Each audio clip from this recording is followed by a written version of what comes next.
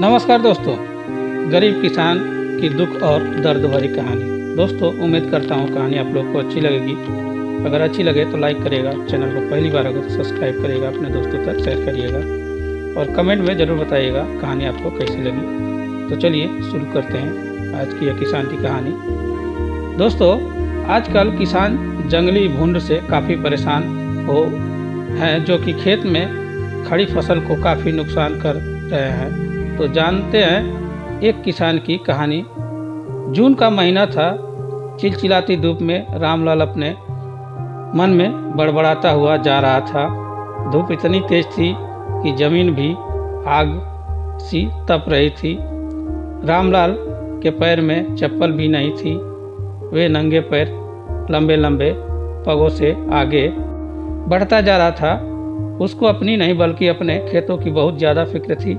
जंगली भुंडों के झुंड खेतों में आते थे और कुछ ही मिनटों में खेत को तहस नहस कर देते थे। रामलाल के खेत में इस साल बहुत ही अच्छी तरबूजे की फसल लगी थी, जिसे देखकर उसकी जान में जान आती थी। उसके पास पैसा नहीं था, लेकिन उसने गांव के ही एक जमींदार से पैसा उधार लिया हुआ था, जिस पर जमींदार का ब्याज बहुत तेज़ी से बढ़ रहा था।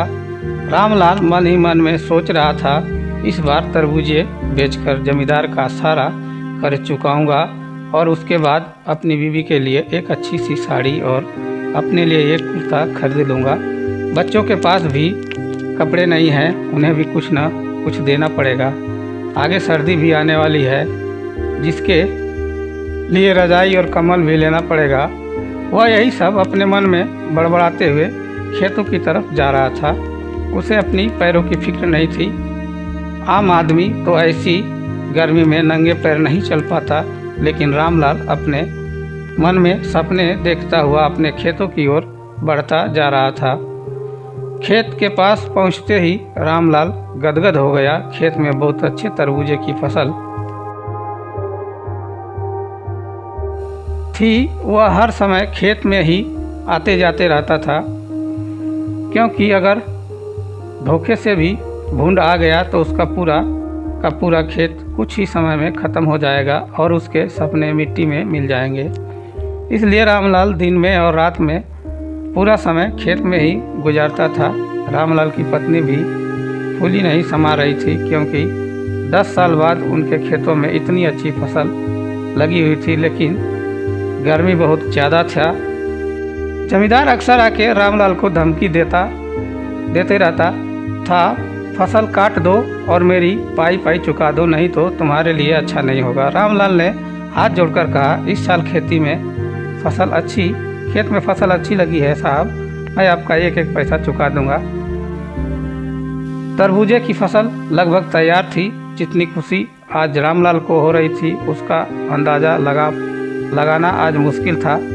वह मन ही मन खुशी से झूम रहा था, लेकिन उसको पता था कि अगर ज़रा सी भी हमसे चूक हुई तो मेरा सब कुछ नष्ट हो जाएगा। रात में भी वह ज़रा सी आहट से भी उठ के बैठ जाता, अपने खेत में इधर उधर देखता और आकर फिर से सो जाता। उसकी नींद कभी पूरी नहीं हो पाती थी। उसके सपने में भी खेतों की याद बनी रहती थी।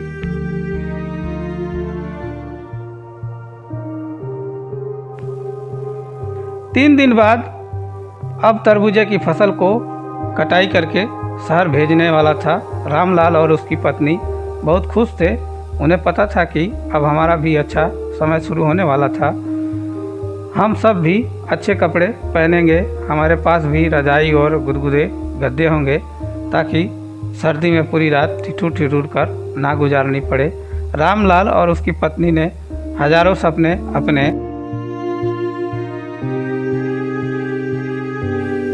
मन में सजो के बैठे थे, क्योंकि फसल इतनी जो अच्छी थी।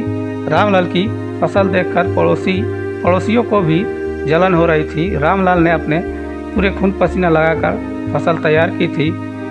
4 बीघे की फसल गांव में किसी ने पहली बार की थी और इतनी अच्छी फसल शायद आसपास के गांव में कई साल बाद रामलाल ने की थी।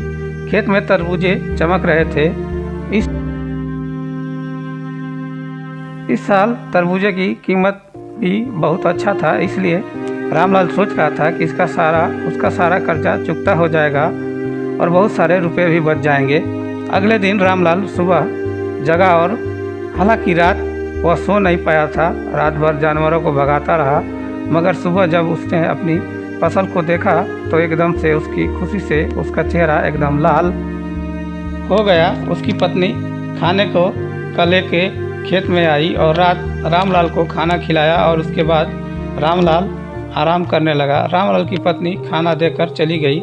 रामलाल खेत में एक छोटी सी लकड़ी की झोपड़ी बनाकर रहता था। उस झोपड़ी में आराम करने लगा। दोपहर का 12 बज चुका था। रामलाल भी उठ कर इधर उधर देख रहा था, क्योंकि दोपहर में जंगली भुंडों का खतरा ज़्यादा बना रहता था। चारों तरफ धूप के कारण सन की आवाज़ आ रही थी। चारों ओर सन्नाटा छाया हुआ था। रामलाल के खेत से गांव की दूरी लगभग 1 किलोमीटर थी। रामलाल ने इधर उधर देखा, कोई जानवर दूर दूर तक नहीं था। यह सोचकर वह आराम करने लगा। इतने में ही उसे कब नींद आ गई उसे पता ही नहीं चला।